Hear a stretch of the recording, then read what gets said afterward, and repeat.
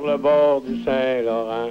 Pip, pam, c'est l'amour, c'est sur le bord du Saint-Laurent. Il y avait trois jolies filles, il y avait trois jolies filles, il y avait trois jolies filles. Tali la la li la la, pip, pam, c'est l'amour, tali la li la la, ta la li la la. C'est sur les bords du Saint-Laurent, ce fleuve qui longtemps se confond avec la mer avant de se perdre dans les océans.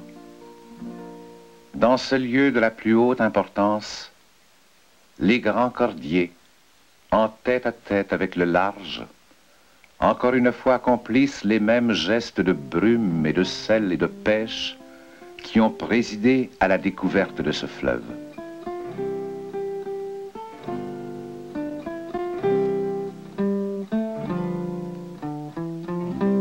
Dans ce lieu de la plus haute importance, de fins voiliers de plaisance succomberont peut-être un jour à la tentation d'échapper sur une mer inconnue, à cette mer domptée, apprivoisée, entièrement soumise aux puissants navires qui la parcourent sans la connaître et peut-être sans l'aimer.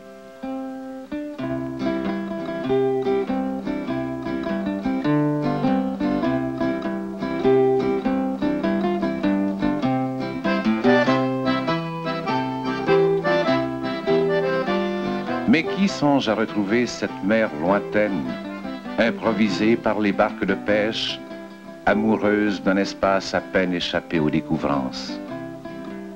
Car dans ce lieu de la plus haute importance, on constate qu'avant la terre fut habitée la mer qui nous précède en tout lieu.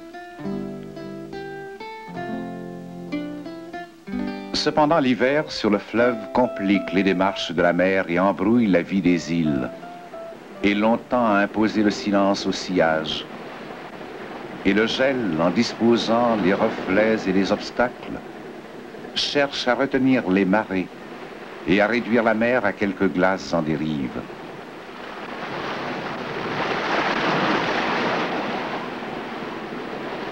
La plupart des navires ont fui avec les oiseaux, mais les goélettes hibernantes sommeillent sur les grèves où la neige enfantine les convoque à de grands jeux d'imagination.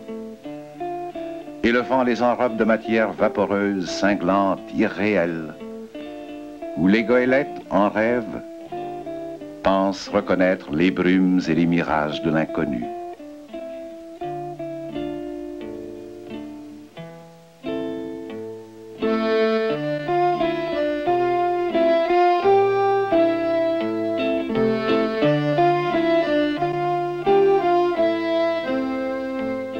Car les marins, écœurés par 8 mois de mer et de sillage, ont abandonné dans la tanière des échouages presque pêle-mêle les plus belles goélettes du pays.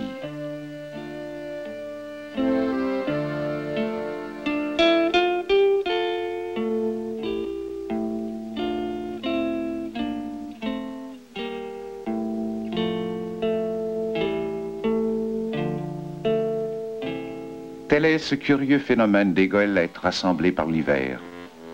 Celle du grand chantier maritime de Saint-Laurent, de l'île d'Orléans. Celle échouée sur les battures de l'île aux Coudres, dans l'anse Saint-Louis. Celle venue trop tard pour se mettre à l'abri de la cale sèche de Petite Rivière. Le Jean Richard de Port-au-Percy, dans son hivernement de Tadoussac. Et pour compléter l'inventaire, celle frileuse de Saint-Joseph de la Rive, qui porte à 150 environ le nombre des goélettes.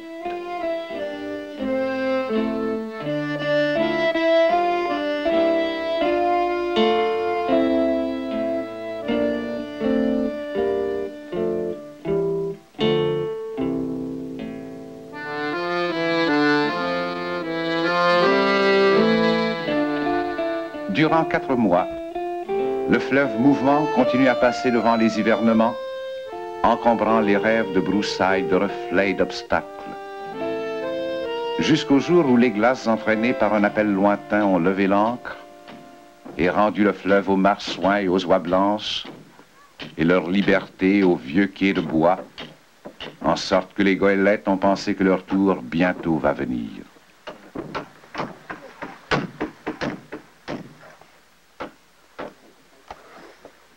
À partir de ce jour, une goélette s'applique, pendant que les dernières neiges attendent les oiseaux, à refaire pour son compte tout le printemps de la mer.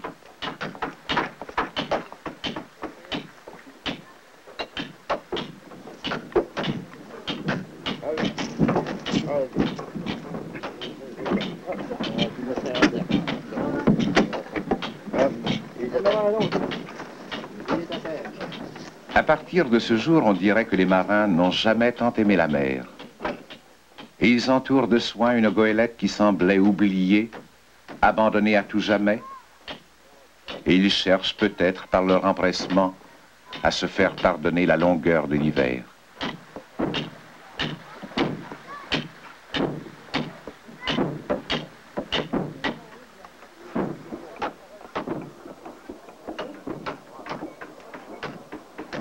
La goélette du Saint-Laurent a d'abord été un élégant 2-mâts pourvu d'une voilure complexe et valeureuse, mais qu'ils ont été forcés de sacrifier aux exigences du cabotage. Ces navires qu'ils continuent à nommer goélettes, bien qu'ils n'aient plus que les haubans et les drisses des mâts de charge, ont trouvé refuge dans ces admirables petits villages de navigateurs. D'ailleurs, la goélette ne peut exister sans les villages. Et un capitaine est à la fois propriétaire de son bateau et le père ou le frère aîné de tout son équipage.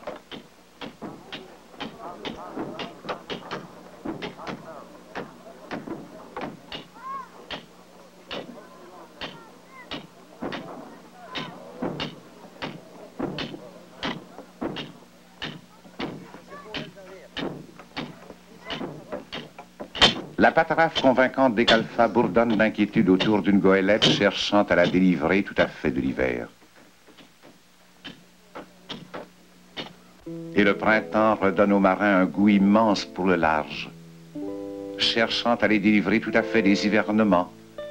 Et on dirait maintenant qu'ils n'ont jamais tant aimé la mer. Quand ils ont débarqué à l'automne, ils maudissaient la mer et ne songeaient qu'à dormir, à fumer et à frapper du talon de la danse. Désormais, rien ne peut les distraire de ces occupations, parce que le printemps a réconcilié les navigateurs avec le fleuve.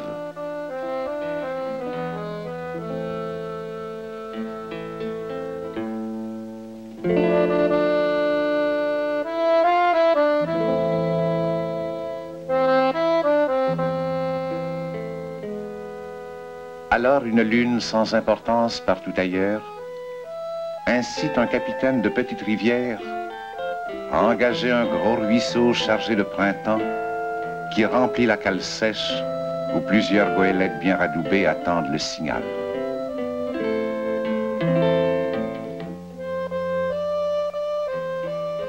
Une lune sans importance partout ailleurs élève les marées jusqu'à la hauteur des hivernements pour confirmer le dire des capitaines. Ce que la mer de novembre apporte, la mer d'avril le rapporte.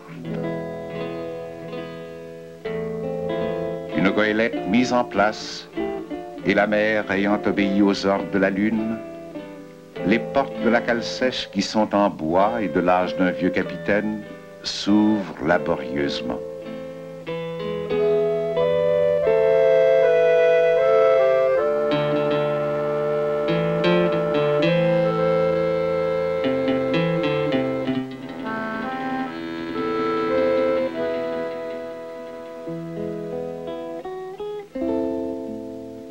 Et tout un village rassemblé pour le premier départ songe qu'un sillage de goélettes sur la mer est plus beau que la mer même. Belle embarquée dans mon gentil navire, le long de la mer, la jolie mer, le long de la mer jolie. Mais quand la belle fut embarquée, elle rougit, elle soupire.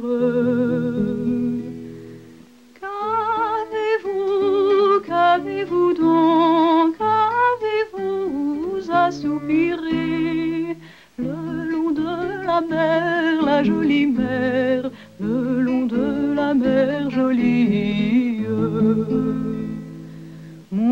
galant, si tu savais de qui je suis la fille. Je suis la fille du bourreau, le plus beau de la ville. Le long de la mer, la jolie mer, le long de la mer jolie. Belle débarquée de mon gentil navire. Quand la belle fut débarquée, elle ne faisait que rire. Le long de la mer, la jolie mer, le long de la mer jolie. Le marinier a demandé, qu'avez-vous à tant rire? Mon beau galant, si vous saviez de qui je suis la fille. Le long de la mer, la jolie mer, le long de la mer jolie. La mer aura toujours la même importance, mais encore faut-il que quelques villages acceptent de confier à tous les vents un équipage et un navire chaque printemps. La mer aura toujours les mêmes attirances et c'est pourquoi chaque année, à Saint-Joseph-de-la-Rive, le maître du chantier maritime monte et descend et remonte le lourd chariot avec lequel il délivre de la terre jour après jour une vingtaine de goélettes.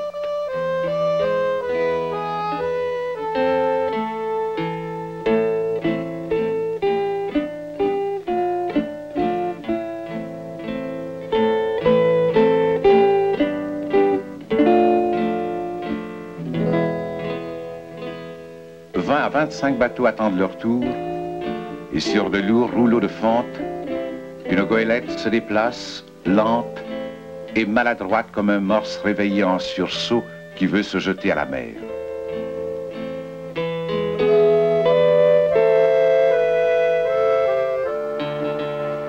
Durant une semaine, 2 fois par jour, à l'heure des marées, le maître du chantier commande toutes les péripéties des lancements. Et c'est un peu comme si cet homme était chargé de rendre à la mer ce qui est dû à la mer et de redonner aux goélettes leur liberté et leur forme d'oiseaux migrateurs. Le long de la mer, la jolie mer, le long de la mer jolie. Ni pour 100, ni pour 200, ni pour 100 000 livres. Il fallait plumer la perdrix, tandis qu'elle était prise.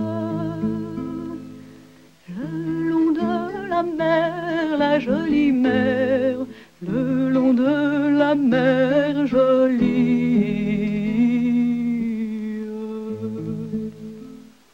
Le village, l'amour et la mort se nomment toujours la mer dans leur langage.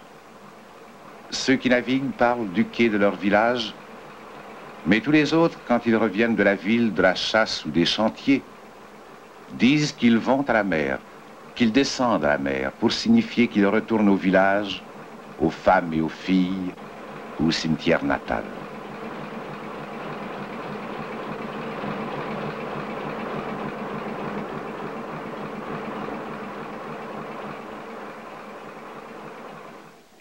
On peut se demander comment il est advenu que les armateurs aient abandonné le soin de tout ce cabotage et la propriété de 150 goélettes qui font l'honneur des villages à ces petits artisans de la mer.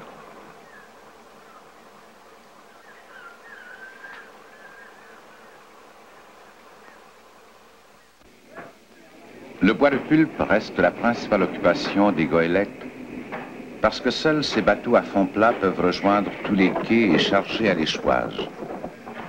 Parce que seules les petites goélettes consentent à ramasser les miettes des barges et de tous les chantiers. Et seules elles ont assez de patience pour dépendre du crochet des débardeurs.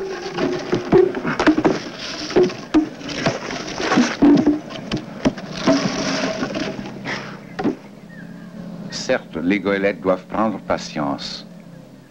Mais le temps les presse aussi, parce que les marées ne passent que 2 fois chaque jour. Et s'ils ne sont pas parés pour la mer du soir, il faudra attendre celle du lendemain et perdre encore une douzaine d'heures. C'est pourquoi les débardeurs, aidés par les matelots qui sont fils du capitaine, avec les petits moyens du crochet, se dépêchent lentement pour faire la marée du soir. Et les arrimeurs équitables cherchent à prévoir l'équilibre d'une goélette que les débardeurs inlassables chargent pendant qu'elle est échouée à mer basse. Pendant qu'elle enfonce lentement dans la glaise grasse des battures qui cherchent à la retenir. Attendant que la mer monte et la soulève, l'arrachant cette caresse d'argile pour lui imposer ses propres lois de l'équilibre.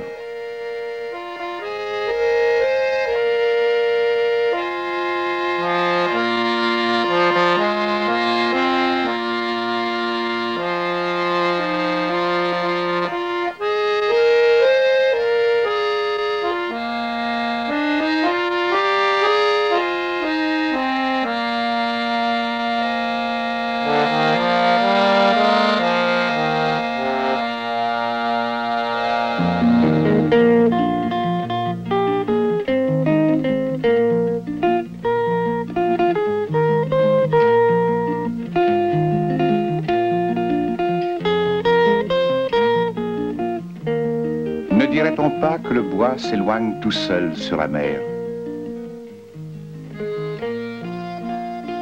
Quel autre navire aurait voulu se charger de cet incroyable arrimage?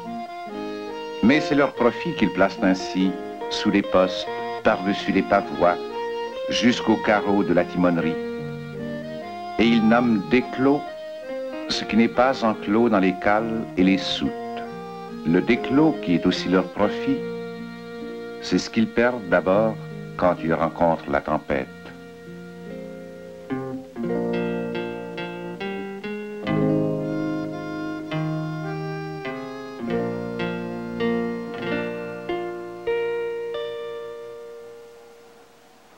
Cependant, les goélettes ont beaucoup appris de la mer. Et les plus grandes, comme le Mont Sainte-Marie, ont trouvé d'autres emplois que le bois de pulpe et fréquentent le fleuve du détroit de Belle-Île jusqu'au Grand Lac. Et déjà, les seconds ne se comptent pas pour satisfaits et ne rêvent plus que de bateaux de fer, sinon de long cours.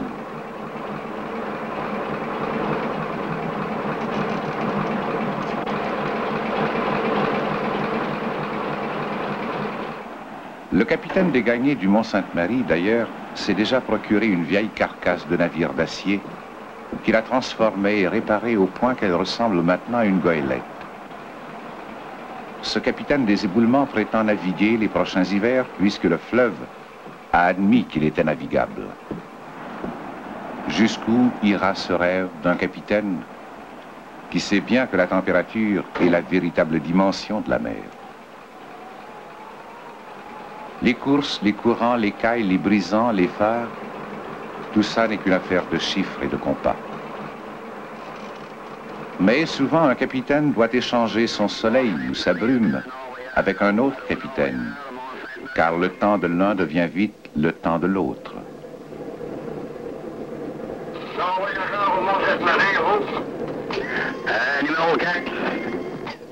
Et nul ne sait avec certitude ce que l'hiver ajoutera de force à la rudesse des tempêtes. Néanmoins, un second, fils d'un capitaine des éboulements, commandera l'an prochain un bateau de fer entre les glaces.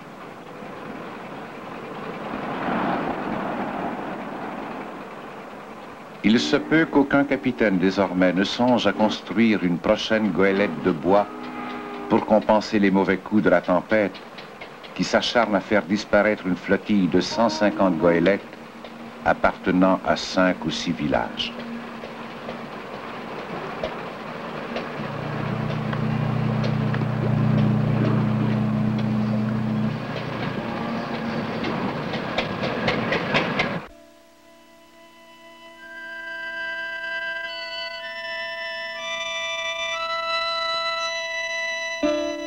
Mais un marin pense qu'il n'y a pas de tempête pour un marin.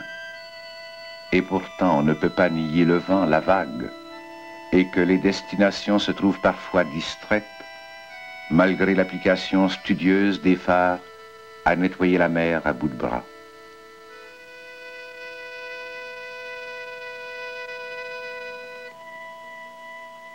Une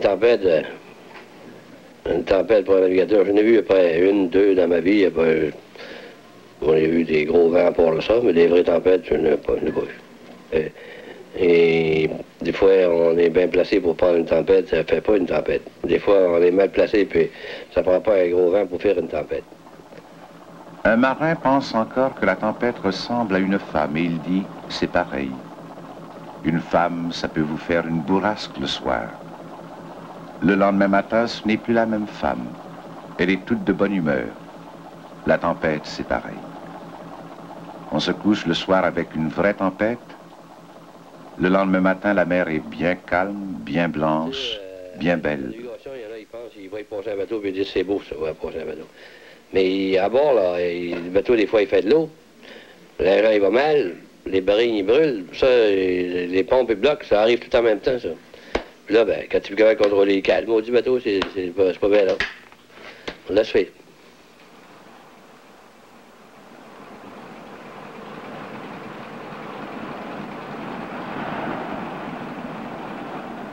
Il dit que si le bateau coule, il faut le laisser couler. Et le lendemain, les autres bateaux passeront devant le début d'une épave. Pas ben, mais à chaque automne, il y a toujours une couple de bateaux, 2, 3 bateaux dans le Saint-Laurent qui disparaissent. On dirait que c'est la dîme. Ils viennent chercher le dîme, pause. Parce que depuis que je navigue, moi, il y a près 2, 3 bateaux par année, ben, ils disparaissent. D'autres, ben, ils partent pas les équipages. D'autres, ils partent les équipages. Ça dépend comment ils sont placés aussi. On ne peut pas mesurer les hasards. Il y a une dîme pour les goélettes et une autre dîme pour les vies. Un capitaine a dit, sur 150 bateaux, il s'en est perdu 2. L'un était petit, l'autre était vieux. Une goélette de l'île aux Coudres, la coopérative Transport, sans radar, ni radiotéléphone, ni machine à sonder, 45 pieds de pont et 3 hommes d'équipage, revenait bravement à son île, bien décidé à se mettre en hivernement. Et le capitaine, 68 ans d'âge, avait songé à remettre son commandement à un plus jeune. Il rentrait de son dernier voyage. C'est alors que le vent s'est emparé de la mer, et la mer, apercevant une goélette au large, entreprit de la malmener. C'était une tempête d'automne. Ce qui s'est passé sur la coopérative Transport, nul ne le dira. Et le lendemain matin, on a retrouvé une goélette presque intacte échouée sur les battures et cherché sur la glaise et dans les foins salés les corps de 2 matelots qui étaient jeunes et d'un capitaine qui rentrait de son dernier voyage.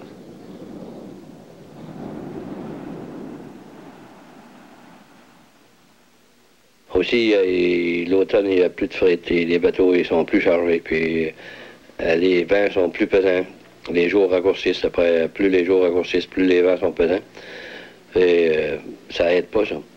Puis le printemps, quand on part avec nos bateaux, ben, ils sont bien arrangés, bien peinturés, bien galfetés. Ils sont tous bien corrects. Mais après avoir servi une saison, peut-être ils sont moins solides.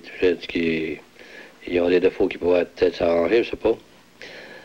Mais ça peut être une dîme qu'ils viennent chercher tous les automnes, parce qu'ils s'en perdent tous les automnes, 2, 3. Mais c'est en général, c'est pas juste dans le fleuve Saint-Laurent. Et c'est perdu des gros bateaux, puis des stimes, la même chose. Peut-être une raison de chance, je sais pas. Ce métier d'être plus fort que la tempête s'est brisé plus de 300 fois sur les seuls rivages de l'île d'Anticosti, dont le nom signifie peut-être qu'elle est difficile à accoster.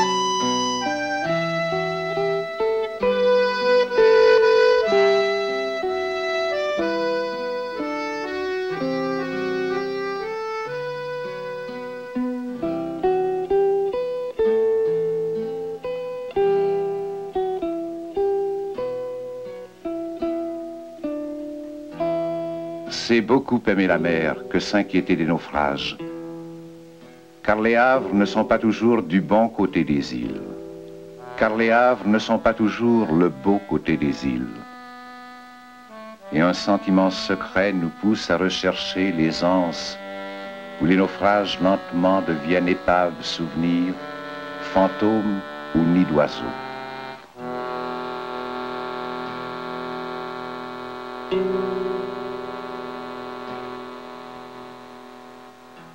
Mais ceux qui ne connaissent de leur village et de leurs femmes que la saison d'hiver savent bien que la mer, la pleine mer, toute la mer, aura toujours la même importance.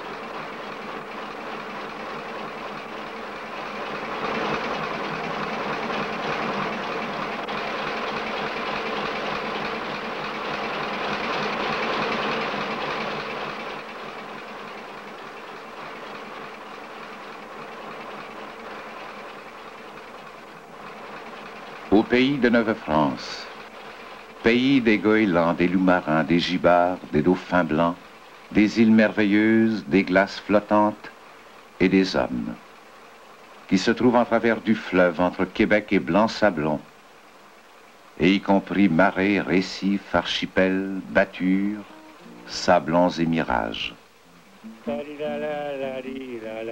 Pip, pam, pam, c'est l'amour, ta li la la li la la, ta la li la la, ta la li la la, ta la li la la, ta li la li la la, pip, pam, pam, c'est l'amour, ta li la li la la, ta la li la la. C'est sur le bord du Saint-Laurent, pip, pam, pam, c'est l'amour, c'est sur le bord du Saint-Laurent. Il y avait trois jolies filles, il y avait trois jolies filles, il y avait trois jolies filles. Ta-li-la-la-la-li-la-la, pip, pam, pam, c'est l'amour, ta-li-la-la-la-li-la-la, ta-la-la-li-la-la.